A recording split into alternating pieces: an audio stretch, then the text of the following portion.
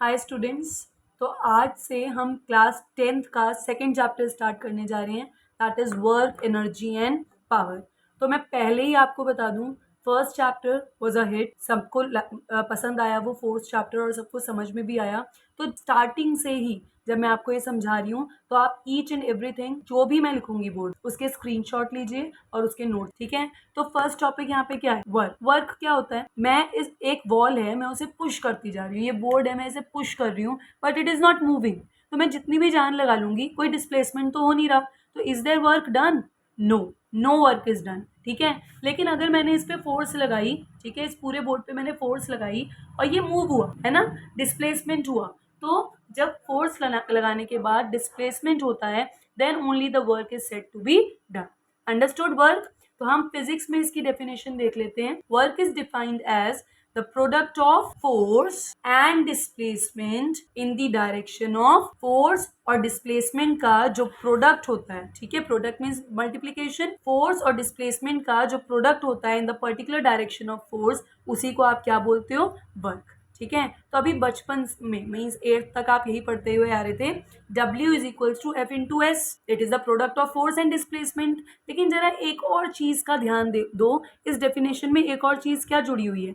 एक तो फोर्स को मैंने अंडरलाइन किया, एक डिस्प्लेसमेंट को, third thing is direction of force, तो हमें डायरेक्शन भी तो लेना है, and this direction of force is a particular angle, है ना। तो ये जो फॉर्मूला है इसमें एक चीज और ऐड हो जाती है जो कि आपके न्यूमेरिकल्स में भी काम आएगी। हम इसे थोड़ा सा और बढ़ा देते हैं, ठीक है।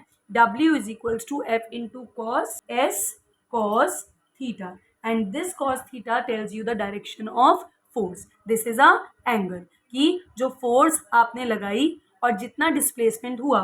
फॉर एग्जाम्पल मैंने यहाँ से बॉल थ्रो करी और मैंने बॉल कैसे थ्रो करी, मैंने ऐसे ऊपर की तरफ फेंक के थ्रो, है ना, फेंक, तो क्या होगा कि वो इस तरह से मूव करेगी, है ना, और फोर्स आपने यहाँ से लगाई है। तो ये हॉरिजॉन्टल और इसके बीच का जो एंगल है थीटा, ठीक है, तो आप ये लेते हो cos. So the new formula becomes F W is equals to F S cos theta, और यही आपका यूजफुल रहेगा। क्लियर?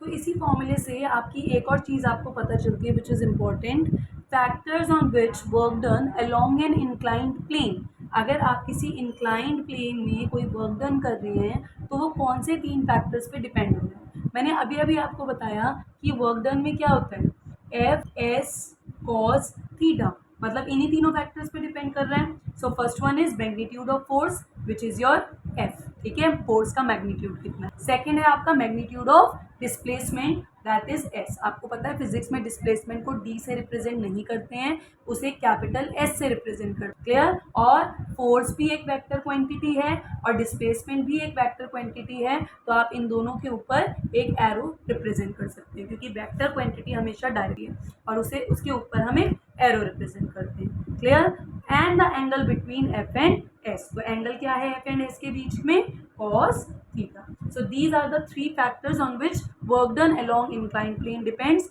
और अगर ये लिखने के लिए आता है तो अगर आपको ये फॉर्मूला याद है, you can easily right these 3 factors. Clear? अब आता है आपका टाइप्स ऑफ वर्क। तो 3 टाइप्स ऑफ वर्क है, इधर द वर्क इज पॉजिटिव, या तो वर्क डन 0 है या वर्क डन नेगेटिव। तो पॉजिटिव वर्क डन कब होता है, when S is in the direction of F, S is your displacement and F is your force। तो जब आपका डिस्प्लेसमेंट फोर्स के डायरेक्शन में होता है, मतलब आपने फोर्स भी इसी साइड लगाई और आपका डिस्प्लेसमेंट भी इसी साइड हुआ, then the work done is said to be positive, तो आपका वर्क डन पॉजिटिव हो, ठीक है। वर्क डन 0 कब होता है, जब आपका S 0 है, मतलब डिस्प्लेसमेंट 0 है। मैंने आपको बताया था ना कि आप इस बोर्ड को पुश कर रहे हो, किसी बॉल को पुश कर रहे हो, लेकिन वो मूव नहीं हो रही है, कोई डिस्प्लेसमेंट नहीं हो रहा है। तो जब डिस्प्लेसमेंट 0 है तभी भी आपका वर्क डन क्या होता है, 0 होता है, ठीक है। देन थर्ड वन इज कि वर्क डन नेगेटिव कब होगा, when your displacement is in opposite direction of force. जो आपका डिस्प्लेसमेंट है वो अपोजिट डायरेक्शन में, आपने फोर्स तो इस तरफ लगाई, ठीक है, लेकिन जो आपका डिस्प्लेसमेंट है वो अपोजिट डायरेक्शन में हुआ, then your work done is said to be negative. Understood these 3 types of work done? तो ये तो समझ में आ गया कि कितने टाइप्स ऑफ वर्क होते हैं, है ना, पॉजिटिव, 0 और नेगेटिव, ठीक है। पॉजिटिव होता है जब आपका फोर्स और डिस्प्लेसमेंट सेम डायरेक्शन में है, जीरो होता है जब आपका डिस्प्लेसमेंट ही जीरो है, और फोर्स और डिस्प्लेसमेंट जब अपोजिट डायरेक्शन में है तो नेगेटिव होगा। लेकिन ये आया कैसे, ये भी तो एक्सप्लेन करना ज़रूरी है। तो ये पॉजिटिव कैसे आया, पहले ये देखते हैं। जब आपका फोर्स और डिस्प्लेसमेंट सेम डायरेक्शन में है तो आपकी थीटा की वैल्यू क्या हो जाएगी है बच्चों, थीटा की वैल्यू आपकी क्या हो जाएगी, it will be equals to zero, 0 degree, है ना। और आपका फॉर्मूला क्या होता है वर्क डन का, एफ एस कॉस थीटा। तो जब कॉस थीटा की वैल्यू कॉस जीरो है तो कॉस जीरो की वैल्यू क्या होती है, कॉस 0 डिग्री की वैल्यू 1 मीन्स जब भी आप 1 से मल्टीप्लाई करोगे इट विल बी सेम, तो it is equal to F into S, है ना। और ये हो गया आपका पॉजिटिव वर्क, ठीक है। अब देखते हैं नेगेटिव कैसे आया। नेगेटिव में जब आपके अपोजिट डायरेक्शन में जा रहे हैं तो थीटा की वैल्यू क्या होगी, means it is covering a line, है ना। तो थीटा की वैल्यू आपकी क्या हो रही है, 180 डिग्री, है ना। फॉर्मूला क्या होता है, W is equals to F S cos theta. Cos theta की वैल्यू क्या हो गई, कॉस 180 डिग्री। और याद रखना मैथ्स में ट्रिग्नोमेट्री के हिसाब से कॉस 180 डिग्री की वैल्यू होती है -1। तो जब -1 आ गया, आप किसी चीज़ को -1 से मल्टीप्लाई करोगे तो your answer will come in negative. तो ये हो गया -f इंटू एस। तो पॉजिटिव और नेगेटिव इज क्लियर, ठीक है। अब आता है कि आपका वर्क डन जीरो कब हो। तो एक तो कंडीशन हमने लिखी है कि जब डिस्प्लेसमेंट जीरो है, भाई तो जब कोई मोशन ही नहीं हो रहा तो वर्क डन तो जीरो होगा, क्योंकि वर्क डन करने के लिए फिजिक्स के according motion is compulsory, the body should move, है ना। लेकिन एस जीरो है। अब दूसरा कंडीशन जो बच्चे बेसिकली भूल जाते हैं वो तब होता है जब आपका जो फोर्स है वो डिस्प्लेसमेंट के मतलब बॉडी के नॉर्मली एक्ट कर रहा है, ठीक है। when the force is acting normally on a surface, और फिजिक्स में नॉर्मल का मतलब क्या होता है, परपेंडिकुलर, है ना। और परपेंडिकुलर मीन्स 90 डिग्री। मतलब अब आपकी कॉस थीटा की वैल्यू क्या होगी, ये सेकंड केस है। अगर आपसे कंडीशंस पूछी जाती हैं कि 2 केसेस बताओ जिसमें वर्क डन जीरो होता है, पहला तो यही होगा कि जब डिस्प्लेसमेंट जीरो है, व्हेन डिस्प्लेसमेंट इज जीरो तो आपने work done is equals to F into S cos theta रखा, और जब आपका एस ही जीरो है तो पूरी कंडीशन जीरो हो गई, ठीक है। अब यहाँ पे आपका जब नॉर्मल है तो कॉस थीटा की वैल्यू क्या आ गई, 90 degree. So it will be equals to cos 90 degree, और कॉस 90 डिग्री की वैल्यू ट्रिग्नोमेट्री में जीरो होती है, याद रखना है ये, ठीक है। कॉस 90 डिग्री की वैल्यू क्या होती है, जीरो। तो व्हेन एफ एस और कॉस थीटा की वैल्यू क्या हो गई, जीरो, तो the work done is also zero. 3 conditions they are very important, जिसमें this is utmost important, okay. तो ये 2 कंडीशंस याद रखना, डिस्प्लेसमेंट जीरो है तो वर्क डन जीरो, थीटा अगर नॉर्मल है, फोर्स परपेंडिकुलरली एक्ट कर रही है बॉडी पे, ठीक है, तो आपका जो थीटा होगा वो 90 डिग्री होगा, और कॉस 90 की वैल्यू होती है जीरो, तो वर्क डन इज जीरो।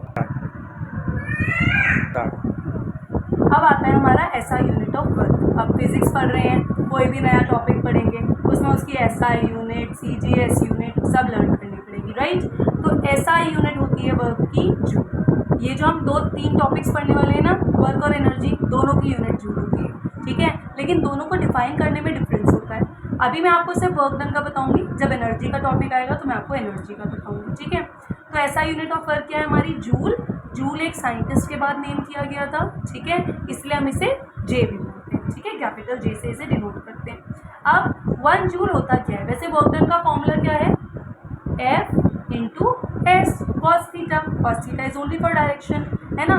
तो एफ की यूनिट क्या होती है, एसआई यूनिट 1 न्यूटन, और डिस्प्लेसमेंट की क्या यूनिट होती है, 1 मीटर, ठीक है। तो जब हम 1 न्यूटन की फोर्स लगाते हैं बॉडी पे और वो उसे 1 मीटर से मूव करता है, डिस्प्लेसमेंट करता है, तो हम बोलते हैं कि the work done is said to be 1 joule. तो आप 1 जूल को डिफाइन कैसे करोगे, 1 जूल ऑफ वर्क को, ठीक है। 1 joule of work is said to be done when force of 1 Newton acts on a body and moves it by 1 meter in the direction of force, ठीक है, force के direction में, तो वो होता है 1 जूल ऑफ वर्क डन, ठीक है। इसकी डेफिनेशन अगर आएगी तो you can write it in your own words, रट्टाफिकेशन नहीं करना है, मैं आपको फर्स्ट वीडियो से, फर्स्ट लेक्चर से यही एक्सप्लेन कर रही हूँ, ठीक है। फिर इसकी सीजीएस यूनिट होती है आपकी अर्क, क्या होती है, अर्क, ठीक है। अब अर्क को कैसे करते हैं, 1 डाइन इंटू 1 सेंटीमीटर। फोर्स की सीजीएस यूनिट क्या होती है, डाइन। एस की एसआई यूनिट, वो सीजीएस यूनिट क्या होती है, सेंटीमीटर, ठीक है। तो